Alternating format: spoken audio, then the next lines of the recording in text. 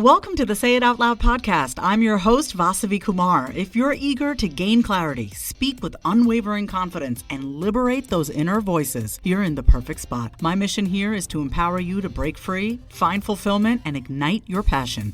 You ready? It's time to say it out loud. I've put together a guide of my top 10 tested and proven to work practical strategies and habits to help bright women like you say no, set your boundaries right, live confidently, and build healthy relationships, starting with the relationship you have with yourself. This is a self-paced guide, and I can't wait for you to dig into it so you can start becoming your most confident self, because she's in there waiting for you. Head to the link in my show notes or go to vasavikumar.com/guide and grab it today. You are listening to Master Coaching with Ajit, a podcast that inspires coaches to impact lives of their clients more meaningfully. I am Coach Ajit, and I'm known for coaching high performers, entrepreneurs, and leaders. I'm also a serial entrepreneur and author of many books. On this podcast, I am answering your burning questions. I'm also demonstrating and deconstructing behind-the-scenes coaching sessions.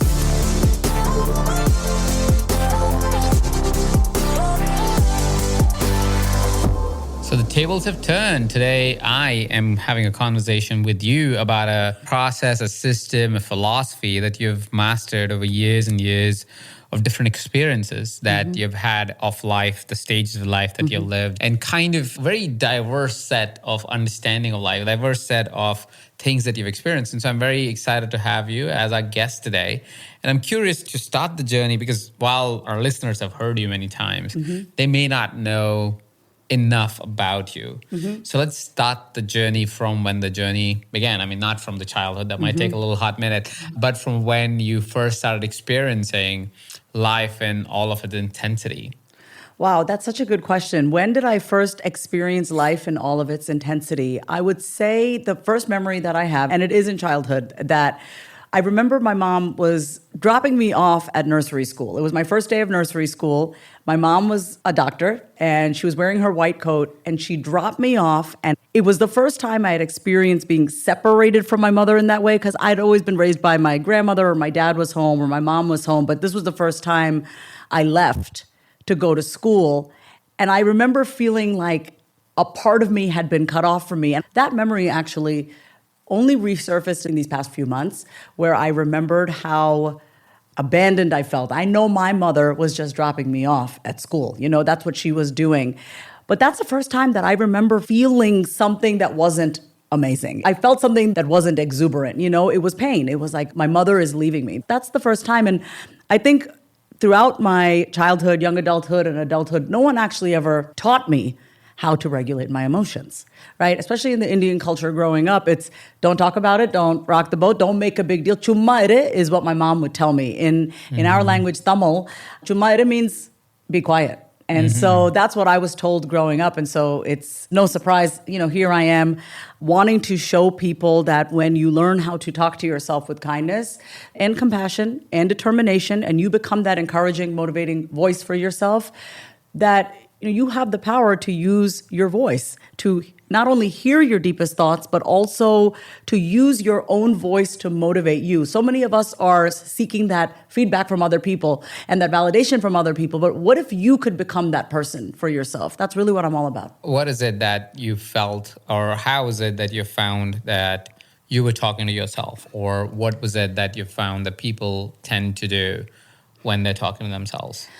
For me personally, I've dealt with a lot of self-loathing and hatred towards myself. I have had very high expectations of myself for how I should and should not be, what is acceptable, what is not acceptable. So while I can come off as very confident, which I am, because as we both know, confidence is a skill that can be built, my internal conversation wasn't very kind. You wouldn't want to live up in my brain. It was not a peaceful place. It wasn't a happy place to be. What I find with other people in the work that I do, helping them with their self-talk, it's that we all have this like very mean, critical voice. It's that voice that just tries to knock us down a notch. You know what I mean? Like we'll be feeling really good and it's like, don't feel that good, or it's not safe to feel this good. It may not sound like that in our voice, but we have certain parts of ourselves that are terrified of us outgrowing ourselves, outgrowing our families. And so the enemy that we have to, and I don't want to say enemy, the voice that we have to understand and really make peace with are the voices in our own head. Interesting. What do you think is the role of that voice? The reason why I asked that question is I'm curious to understand, what if that voice was being mean to us because it wanted us to grow? How do you know what's the role that it's playing right now? That's such a good question, Ajit. For me, I pay attention to how does it feel in my body when I speak to myself in that way? So you know this. We can say anything in a multitude of ways. There's always 10 different ways that you can say something. So for anyone who has a mean girl or a mean guy in their head, I want you to just, when you hear that, first you have to become acutely aware of that voice and like pay attention to what it's saying and how it's feeling in your body. So if I want to motivate myself to get up, sure, I can say, get your ass up, Vasavi. That works for me, by the way. That works for me. Get your ass up, Vasavi. That works. But over time, that can really just beat us down. Constantly, just all the toughness without the love can just feel like you're broken down, right? So when you say out loud the mean things and the critical things that you're saying to yourself, you actually are able to distance yourself from that voice and ask yourself, do I want to talk to myself in this way? Would I talk to anyone else in that way? Would I say that to you? Get your ass up, Ajit. I mean, I may as a joke, but if I'm really trying to support you and if I'm really trying to motivate you, I would maybe say it differently, right? If as a friend or if you were a client or a family member and you were going through something, I wouldn't say get your ass up. Get your ass up. I mean, it could work in some situations, and I agree. Sometimes you need that.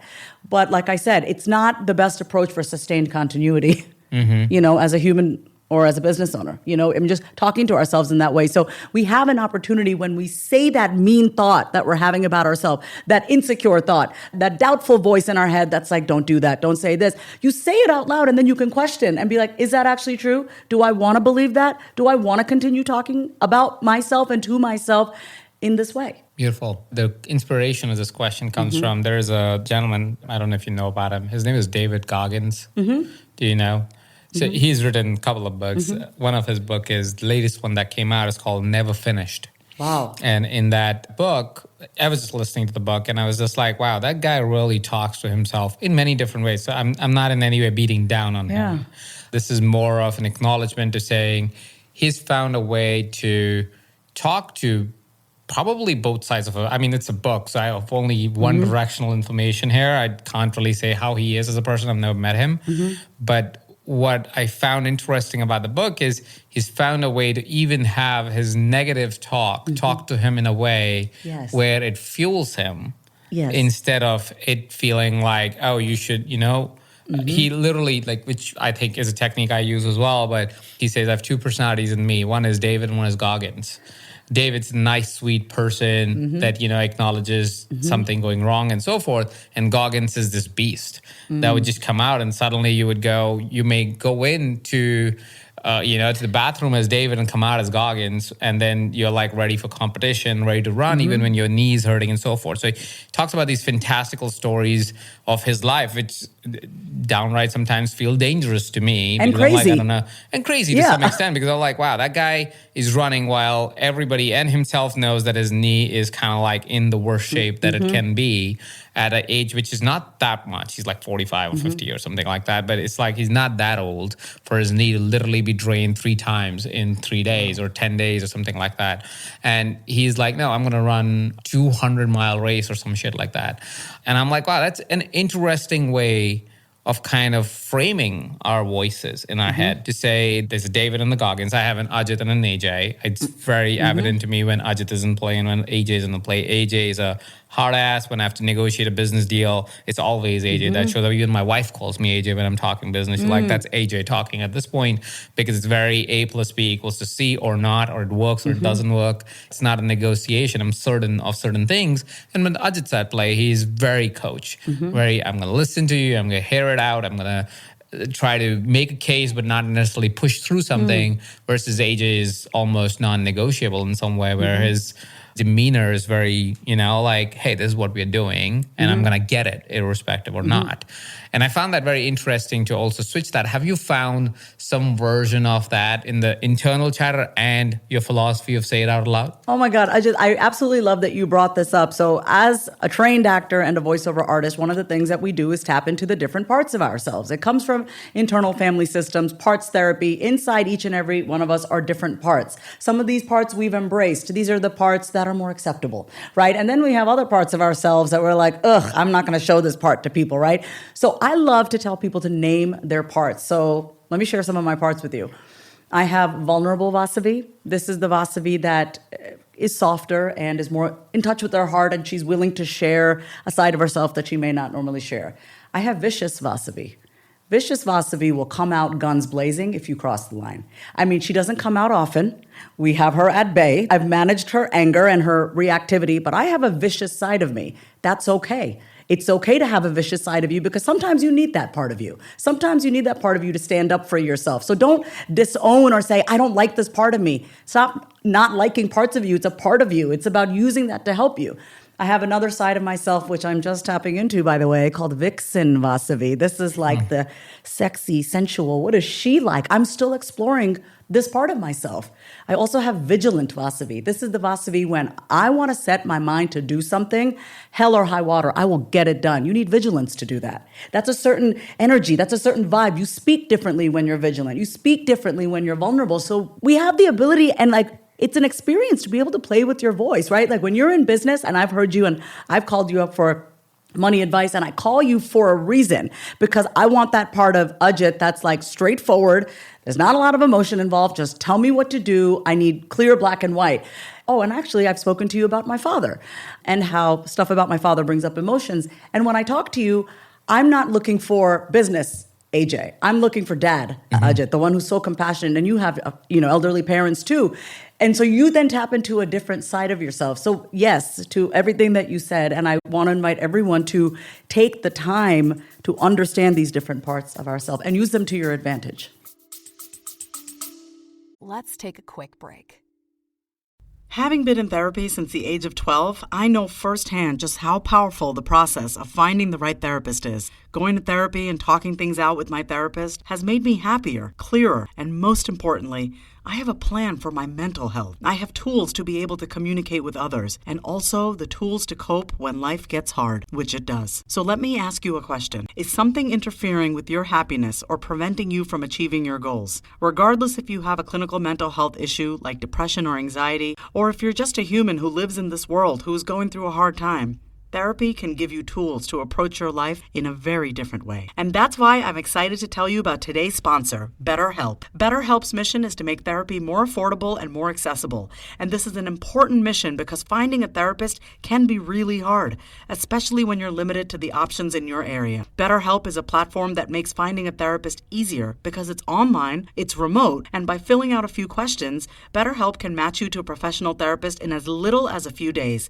It's easy to sign up and get matched with the therapist. There's a link in my description. It's betterhelp, HELP.com/Vasavi. That's betterhelp.com/Vasavi. Clicking that link helps support this podcast, but it also gets you 10% off your first month of BetterHelp so you can connect with the therapist and see if it helps you. And because finding a therapist is a little like dating, if you don't really fit with that therapist, which is a common thing with therapy, you can easily switch to a new therapist at no additional cost without stressing out about insurance, who's in your network, or anything like that. I don't know where I would be without the help of therapy and my therapist, but I do know that life would feel that much harder. So if you're struggling, consider online therapy with BetterHelp. Click the link in the description or visit betterhelp.com/Vasavi.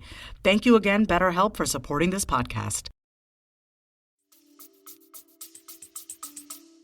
Yeah, beautiful, beautiful. And there's another book recommendation called No Bad Parts. I think it's from a therapist. And I think the process called internal family systems. I could be wrong about the exact system name and so forth. But the book definitely, I feel like it's called No Bad Parts. And in the book, he talks about really extreme cases of sometimes going into even bipolar disorder, where he kind of acknowledges that all these different parts of you, like different parts of Vasavi, different parts of Ajit, are basically parts that were created because of different events in our lives. And those parts are important because that built a characteristic To survive. to survive and to thrive in such circumstances. And they built the attitude, the persona, and the personality that would support that particular act. But that doesn't have to be your default all of the time, because you're actually, when not acknowledging another part of you or utilizing another part of you, take away the full power that you might have or full capability that you might have. It is having many different Iron Man suits. You can, yes, use the default Iron Man suit, or you could use the Hulkbuster when you're fighting Hulk, right? You need a different suit for a different kind of a problem that you're going to resolve. And you need to be able to lean into that and be able to tap into that to be able to really create the outcome that is the most desired outcome for that particular situation. So when you are saying out loud, when you are talking out loud, do you first somehow need to know who you are speaking to? When does the process of say it out loud come in? So inside my book, Say It Out Loud, what I'm walking people through are actual verbal prompts and scripts to how to talk to these different parts of yourself. So I live alone with my dog, and so I often talk to myself out loud because, hey, I'm listening. At least I know I'm listening, you know? So let's say there's a part of myself that's feeling uneasy. Let's say I'm upset about something. I'm feeling a little scattered, and I'll be sitting there, and instead of ruminating in my head, you know it gets loud in there, I will actually say out loud, Vas, what's going on? Talk to me. And then I allow myself to channel this part of myself that's feeling uneasy, the part of me that's anxious. And that part of me comes out, and I give that part of myself space to speak, and I'll say, I'm feeling overwhelmed. I got this to do. My calendar is feeling overwhelmed. I don't even know when I'm going to have time to da-da-da-da-da. And then we tap back into this wise part of ourselves. And I can say, well, let's, what do you need to do to feel organized? What do you need to do? And so I can go back to that part of myself and say, I kind of just need to sit down and look at everything that's on my plate. I need to organize. Here's the thing, Ajit. I know it sounds crazy. I'm actually talking to myself, different parts of myself, but we cannot keep relying on other people all the time. This is helping you when you can talk to yourself and access different parts of yourself and let that part speak. You don't really have to go to other people, because what my philosophy is that every single one of us has the wisdom, has the intuition. We've just broken off from it. So what's interesting, what you said is, and I think it's more true than we are anyways always talking to ourselves. Let's be very real. Yes, I'm just inviting you to say it out loud. Yeah, I think we are always talking to ourselves. It's just so quiet when you're talking to yourself that often you don't recognize that you are actually talking to yourself. And when you are talking to yourself in your own head, what tends to happen is, because it's not verbal, and that's, I'm just saying Hawaii and where I find your methodology really powerful and useful, is when I'm talking to myself just in my head, I'm very quiet as a person. Like when I'm thinking, I'm thinking. But I've often observed that when I'm just talking to myself, I don't know when the conversation ends. And so you're in the conversation for an incredibly long amount of time versus being able to process. And I think when you say it versus let the conversation be in your head, what happens is you have made a conscious, outspoken thing. And so there's a point where you would go, I think I'm complete.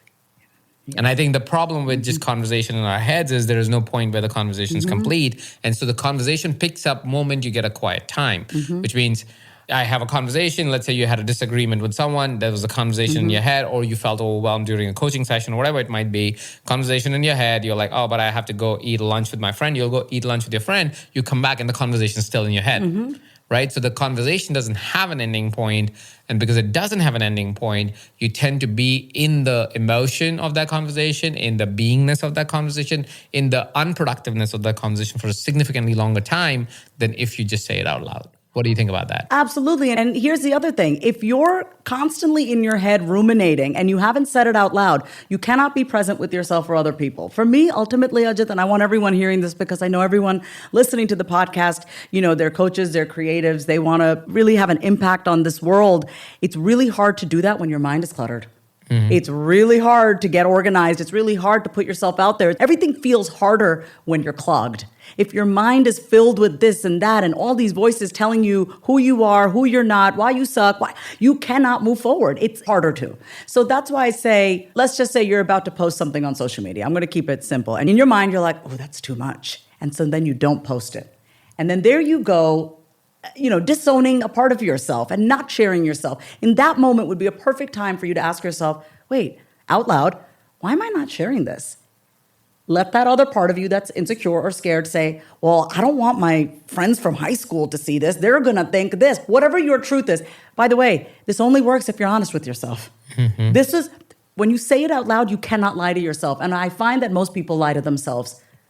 Most people lie to themselves and they believe their own bullshit. And that's a really scary place to be when you buy your own bullshit. But when you say it out loud, your body cannot deny what it feels from the vibration of the word. You know when you're lying. You know when you're lying to others and yourself, even when it's a white lie. Listen, I can be a very good white liar, big liar. I lied a lot as a kid. My mother kept me very honest. I was afraid of my mother, so I lied a lot as a child. And my mother forced me to be honest. She did. I mean, we had consequences. So out of a traumatic response, I became a very honest person. And then when I had to get sober for the first time, second time again, my counselor said to me, the only way that you are going to stay sober is if you are brutally honest with yourself and anybody. So I want people to know this is not just like, oh, I'm talking to myself out loud. It keeps you honest because you cannot lie to your body. You cannot, no matter what. Like your body feels it. Because if I say to you, I'm looking at your sweatshirt is green. Inside, I actually just felt like, no, it's not. I felt it. It's like, no, it's not, because I'm saying the word green, but I know that it's blue. You can't lie to yourself when you say it out loud. That is so true. And I feel you're so spot on when you say a lot of us lie to not only ourselves, we do it so we can lie to the world. And there is a dance of manifestation and honesty. I think it's very important that one must realize that if you want to manifest the greatest truth of your life, you can't lie. Context-wise, what I find, and this happens with my groups all the time, is that I would go, okay, what's your goal? Or what do you think you can do in the next 30 days? And they would come up with obscure numbers that I know are not true. They also know it's not true, but they would say it. Like, for example, I was just doing this exercise with somebody, and I kind of went, okay, what do you think if you had all the resources for the next 30 days, what can you create? And they said, $1 million. Somebody went $10 million, $5 million. And I was like, you don't have to lie to me. Right? Because I know you don't make $1,000, or right now you're making $5,000 a month. Wow. If you had all the resources, it's a great manifestation hope to have, but life is not built on hope. There's a fundamental need for hope in our life because that gives us drive, but there's also certain amount of honesty and truth so we don't start lying to ourselves. You can manifest $1 million. I have no doubt about that. But if I tell you have infinite resources for 30 days, you can manifest $1 million and you can't come up with a plan for it, let's be bloody honest. Let's be truthful here. You don't actually believe you can make $1 million, right? You think you can. You don't even think you can, for that matter. You're saying it because you feel this principle of manifestation of saying, oh, you must dream big. Yes, but you need to believe that big dream as well. You can't just go, I'm going to just go dream big. That's not how dreams work. Dreams also look for some sense of honesty, some sense of evidence, some sense of truth within it to say, well, this dream can work. If you chase a dream that in your body, in your soul, you're like, there's no way I'm getting this. You could dream whatever dream. It's not going to happen. And it is not because you're not capable. It's because you're starting from a foundation of lies. Be truthful and be real. Even if you're lying in front of other people, if you really need to, I don't know why you would need to. Just start by being just real and honest. I'm so honest with myself of saying what my skill is, what my skill is not, what I can create, what I can't create. It doesn't mean I don't have bigger desires. It doesn't mean I don't have more hope. It simply means that I know where I am right now, so I can operate from that reality instead of this arbitrary hope that I may project into the universe and say, oh, universe must catch up to me. It's not gonna. So I appreciate that you asked, you don't have to lie, just say it. And I want to acknowledge that, dishonesty comes from shame. We lie because we're ashamed. We lie because we don't want people to think we don't have this shit figured out. I'll be completely honest. I was talking to your wife the other day about investing. And I don't know much about investing. I've been in a season where I'm building myself financially, paying down debt. I feel really good. And I was talking to your wife, and I noticed, and although she didn't make me feel this way, I noticed there was a little bit of shame, like, oh, Vas, you're 40, you should know this by now. Of course, your wife never makes me feel any sort of she never makes me feel small or stupid, but I had my own shame. But because I say it out loud and I'm in the practice of just being honest about where I'm at, I get the help that I need. She gave me some great tips on investing. I'm already doing it. But my point to everyone is, Don't beat yourself up if you lie. You need to know that you lie because you have shame. And I want you to know that the solution to shame, to shrivel that shame, is to say it out loud. Because when you keep those secrets in here and here, they do seem so much bigger because they're eating you up. They're taking up space. But when you say it, and here's my caveat, you have to say it to someone who you feel safe with. I am not going to share my shit with someone who's going to throw it in my face. I know exactly who to go to talk to what about, you know? And so I want everyone to know that this is more than just talking to yourself out loud. It's more than just an alternative guide to journaling and verbal prompting. This is about freeing yourself from shame. Some of you are not getting the help that you need because you're so afraid to say, I don't know what the hell I'm doing. Yeah. So if we got over ourselves and allowed ourselves, and that's why we need community, you know, communities like EverCoach and all the things that you've created and I've created. When you have a place that you can say it out loud, you can free yourself so you can keep it moving. Yeah. And honesty does require safety, like you said, Yes. so you don't feel ashamed or nobody is shaming you for something, for saying it. But like you said, and like I believe as well, is if you want to get ahead, you want to start, and you don't have to get honest with anybody else, but first with yourself. Yep. Just say, hey, I'm going to get real with myself. And when you're real with yourself, you really get the truth of your own life. And that I think is the first truth to find is like, where am I? What do I really want to create? Where do I need to learn? Where do I need to get my act together? And saying out loud, honestly, to yourself, helps you really see it. I've done a version of what you share and teach in your book and really demonstrate to individuals to do in your book with your prompts and so forth. I've done a version of that, and that probably is one of those things where I was able to then finally move forward. I was in the trap of my mind of constantly, like just beating myself down or thinking something's not possible, to say, hey, here are my strengths, here are my weaknesses, and here's what is real and what's not real for me. Here's what my desires are, and I have no capability for it or little capability for it, but I can build whatever capability for it. And with that reality, with that honesty, with that truthfulness towards myself, I could create the right partnerships. I could find the right people. I could build the right skills. I could say yes to things that I knew I was capable to build in a short period of time. There's a system that I'm building right now. By the time this comes out, hopefully the system would be complete, or at least would have either it works or not. It's called Mishogi 60. And that's basically putting yourself through 60 days of kind of challenge of what you are really capable of. I call it growth to pain, which is basically finding things that you find really painful in your life, like things that are difficult for you, but you really want to have. Like, for example, for me, it's I love doing this, the long form content. But if you tell me, Ajit, let's record something for social, I am going to come up with whatever procrastination. I will talk about how the camera is not the right camera or whatever the heck it is, right? I will find a reason why to not do it because 90-second content is not something that I know enough about or I've practiced enough, but my desires are in that field. My desire is that I should be able to communicate an idea in 90 seconds and in 90 minutes, in all of that range, right? It shouldn't be, if I am committed to serving humanity, I should be able to communicate an idea in whatever time frame is required. But I have inherent resistance to it. And so I said, okay, I must create 5 pieces for the next 60 days every single week. I must drink 4 liters of water because that's one more thing that I know it's so hard for me to do. I always not drink water. I must eat 120 grams of protein. I must work out twice a day, which is one movement outside and one movement inside the gym. I must reach out to 2 new people every single day. New people are people that I want to build a relationship that I already know. Because again, that's something that I'm not very good at. And it's very hard for me to reach out. So these are difficult things for me. And I said, I'm going to put myself through all of these things, but I had to get real.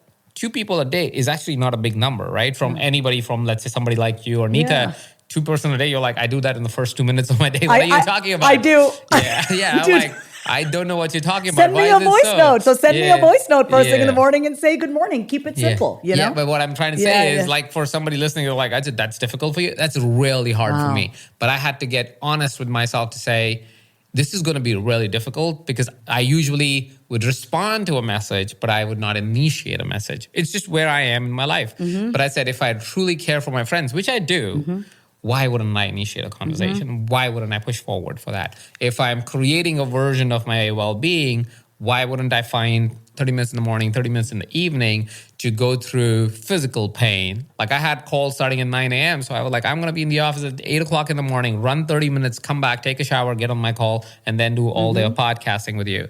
And that's you find a way, but it's hard. But you gotta get so honest with yourself and say, I am going to fail, and I'm not saying in any way that I will hit all the numbers. Water is not hitting every day. I'm supposed to drink 4 liters of water, so I usually end up with 3.5, and after that, I'm like, I've peed too much today to be able to finish the 4 liters.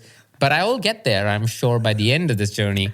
But I think that's where saying out loud, saying that this is where I am and it's absolutely okay that I am and that I will fail and I can give myself some grace here and keep building this new attitude, the new version, new identity of myself so I can create this new reality. I think it's powerful for any individual. And I think saying out loud is one of those things that would help you become really real with yourself. And I think that's something that misses in us sometimes. Well, here's the thing. Most of us walk around really afraid of other people. We're intimidated by their reactions. We're intimidated of what they're going to think about us.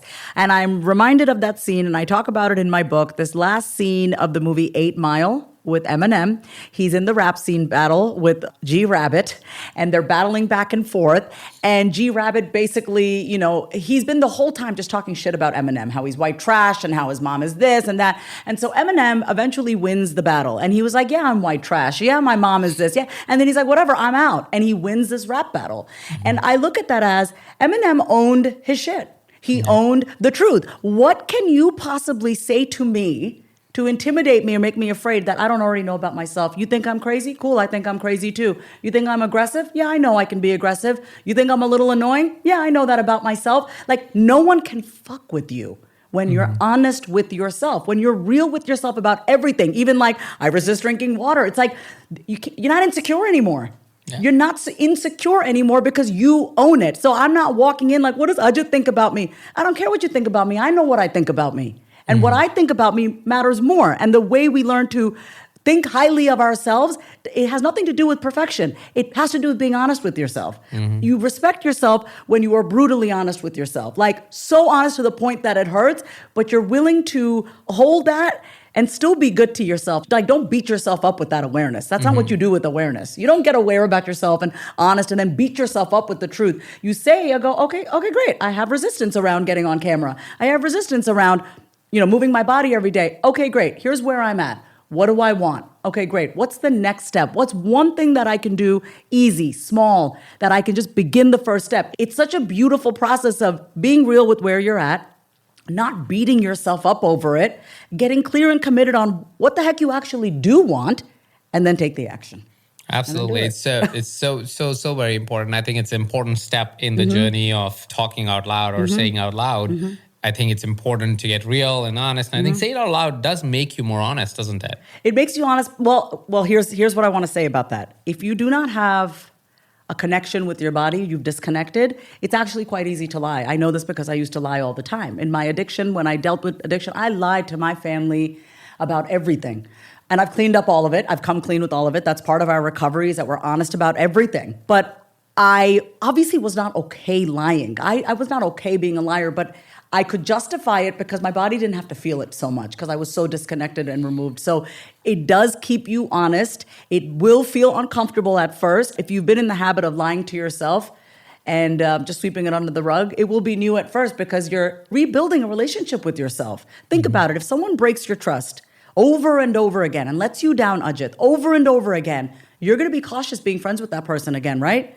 It's the same thing with ourselves. We've abandoned ourselves. We've let ourselves down. We've talked ourselves out of situations. We've minimized who we are. We've tried to, package and pad our personalities. And now all of a sudden you want to be this confident person. There are parts of you that don't trust you with you because you've abandoned you. You've silenced yourself. So by getting into the habit, the practice, the movement of saying it out loud, what you're saying to yourself is, I love you so much and I accept you that I'm not going to silence you anymore.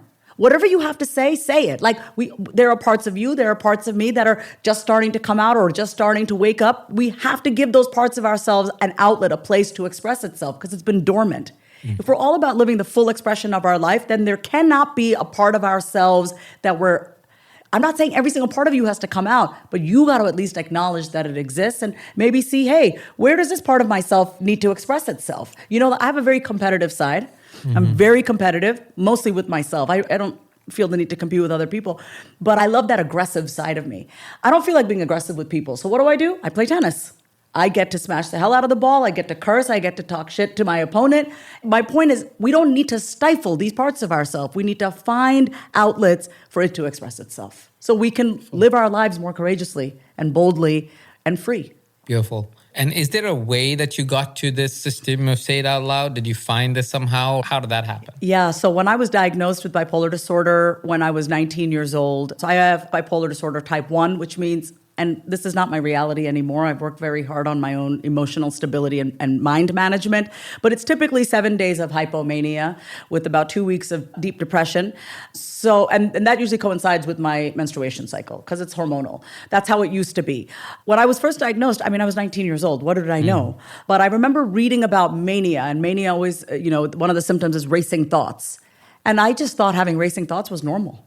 I thought it was normal because pretty much, my young adult years and my teenage years, I didn't know how to channel my own energy, right? So my mind was just going all the time.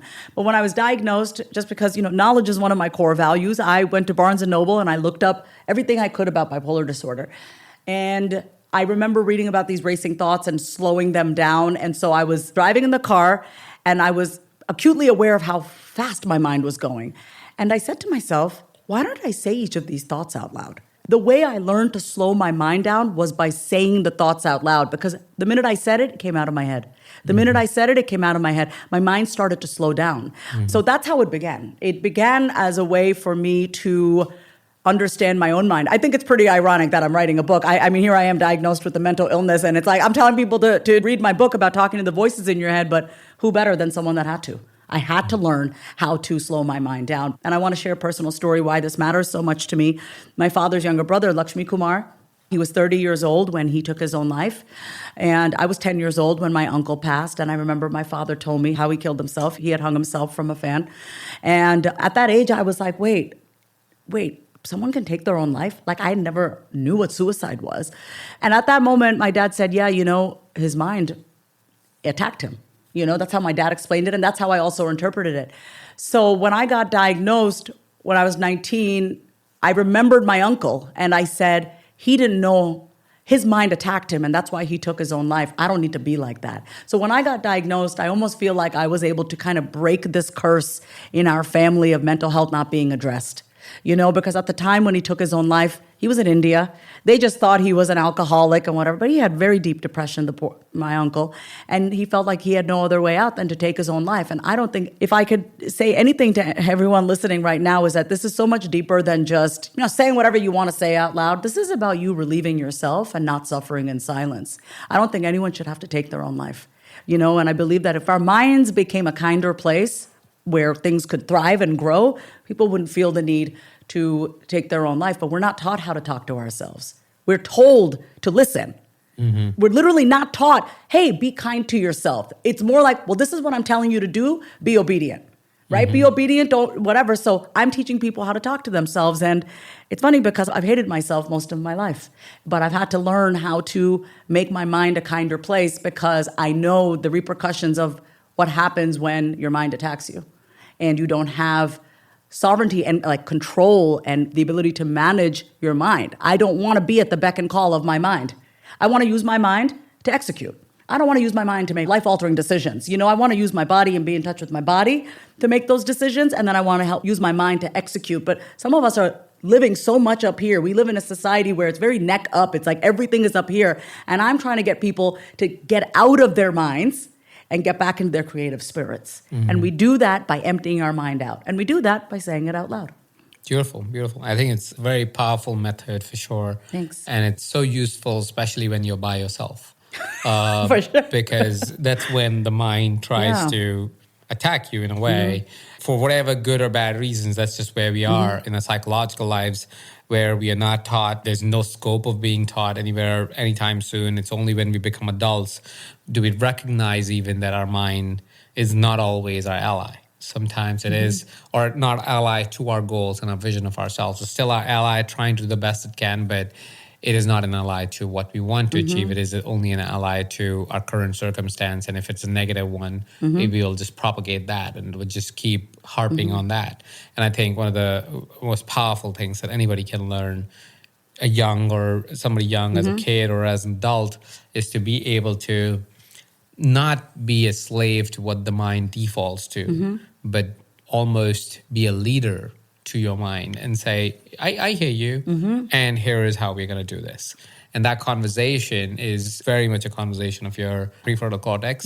And that conversation can only be held once you're aware of what actually is happening. And saying out loud is such a powerful model of doing so. And I don't want to say one more, what you just said about, with all this voices in your head, I like to think of all the parts of myself, the voices in my head, like a team, right? If I was playing a sport, your mind, all the voices in your head, you get to be the coach to all the players in your head.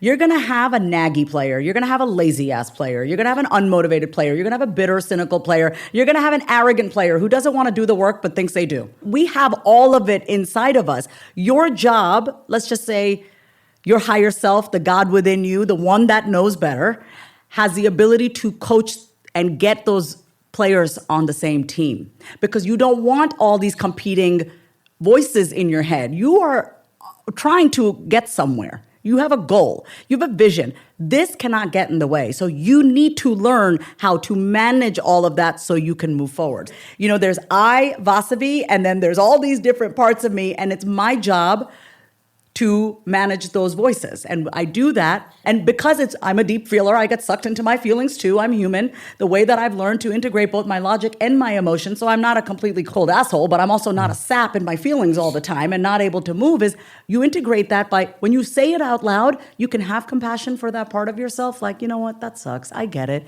And come on, let's go. We got work to do. You get to be both. You get to be the compassionate, soothing person for yourself and be like, I understand you're insecure. I understand you don't feel good or whatever. And you get to tap into the part of you that's like, you got this. Let's go. Beautiful. Yeah. Lastly, how can people get their hands on the book?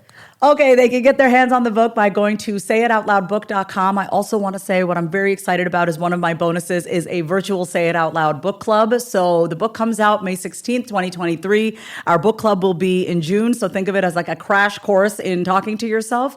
So that's the most exciting bonus. And there's some instant access bonuses like camera confidence and meditations to help you feel more free inside, and a guided audio training that I did that you can listen to at any time to get yourself through any situation. And it's based off my book. So super excited. And thank you to all of you. Yes. Beautiful. Yeah. So go to sayitoutloudbook.com. Yes. And you can get whatever different versions of the book, I Yes. would imagine, like ebook or physical book and so forth. So just go ahead, sayitoutloudbook.com. We'll also link it up in the show notes. Thank you so much for joining us today, Vasavi. Thank you. This is great.